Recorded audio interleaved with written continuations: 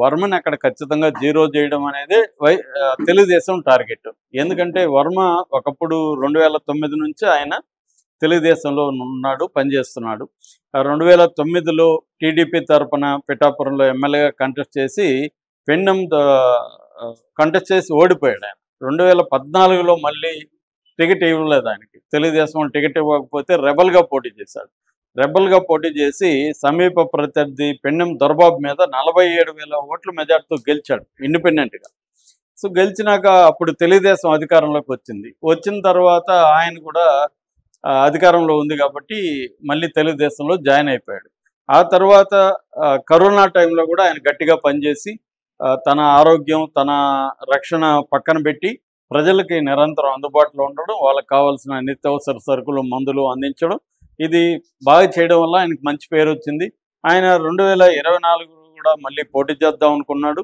ఈ లోపల అక్కడ కరోనాకు ముందు 2019లో ఆయన మళ్ళీ టీడీపీ టికెట్ పోటీ చేశాడు. కానీ పెన్నెం దొరబాబు అప్పుడు ఏంటంటే జగన్ వేవ్ వచ్చింది కాబట్టి ఆ వేవ్లో 14,000 మెజార్టీతో ఈయన ఓడిపోయాడు. తర్వాత 2024లో ఈయన టికెట్ ఆశించి అక్కడ గట్టిగా పనిచేసుకుంటున్నాడు. కానీ పవన్ కళ్యాణ్ ఆ సీటు కోరుకున్నాడు. ఎప్పుడైనా కూడా పవన్ కళ్యాణ్ చాలా ఇంపార్టెంట్ అనేది చంద్రబాబు ఫీల్ అయ్యాడు. పవన్ కళ్యాణ్తో పొత్తు లేకుండా, బీజేపీతో పొత్తు లేకుండా మనం గెలవలేమనేది చంద్రబాబు గట్టిగా నమ్మాడు. అది నిజం కూడా. సో దానివల్ల పవన్ కళ్యాణ్ కోరుకున్న సీటు ఇవ్వడం అనేది చంద్రబాబుకి ఉన్న ఆబ్లిగేషన్ కాబట్టి అది ఇచ్చాడు.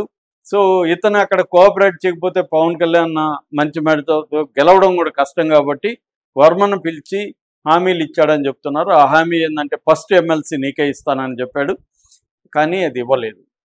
వర్మ కూడా గెలిపించడానికి ట్రై చేశాడు. పవన్ కళ్యాణ్ కూడా రాష్ట్ర వ్యాప్తంగా కూటమి తరపున తిరగాలి కాబట్టి పిఠాపురంలో తను ఎక్కువ టైం స్పెండ్ చేయలేడు కాబట్టి వర్మనికే బాధ్యతలు అప్పగించారు పవన్ కళ్యాణ్ గెలిపించడం. సో వర్మ కూడా దాన్ని సీరియస్గా తీసుకొని ఇంటింటికి తిరిగి కష్టపడి పవన్ కళ్యాణ్కి మంచి మెజార్టీ వచ్చే విధంగా చేశాడు. కానీ చంద్రబాబు హామీ నిలుపుకోలేదు. ఆయనకి ఎమ్మెల్సీ ఇవ్వలేదు, నామినేటెడ్ పోస్టులు కూడా ఇవ్వలేదు. చంద్రబాబు ఇవ్వకపోవడానికి చంద్రబాబు దగ్గర రీజన్స్ ఉన్నాయి. ఏంటంటే ఇప్పుడు పవన్ కళ్యాణ్కి ఒక ఫిక్స్డ్ నియోజకవర్గం లేదు. చంద్రబాబు కుప్పం, జగన్కి పులివెందల, బాలకృష్ణకి హిందూపురం, లోకేష్కి మంగళగిరి, ఇలాగా చంద్రబాబుకి మన పవన్ కళ్యాణ్కి ఒక ఫిక్స్డ్ ఏదీ లేదు. అందుకని పిఠాపురాన్ని ఆయన మళ్ళీ కంటిన్యూ చేయదలుచుకున్నాడు. అందుకని అక్కడ జాగా కొని ఇల్లు కూడా కట్టుకునే ప్లాన్లో ఉన్నాడు పవన్ కళ్యాణ్. సో ఎప్పుడైతే పిఠాపురాన్ని పర్మనెంట్ నియోజకవర్గం చేయదలుచుకున్నాడో వర్మ పరిస్థితి ఏంటి? వర్మకి ఇంకా అక్కడ ఛాన్స్ లేదు.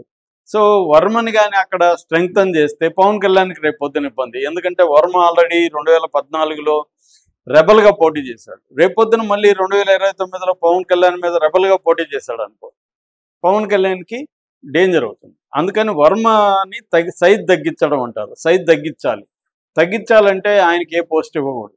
ఏదన్నా పోస్ట్ ఇస్తే ఆయన వర్గం బలపడుతుంది. అందువల్ల పవన్ కళ్యాణ్ నేచురల్గానే చంద్రబాబు మీద ప్రెజర్ చేస్తాడు.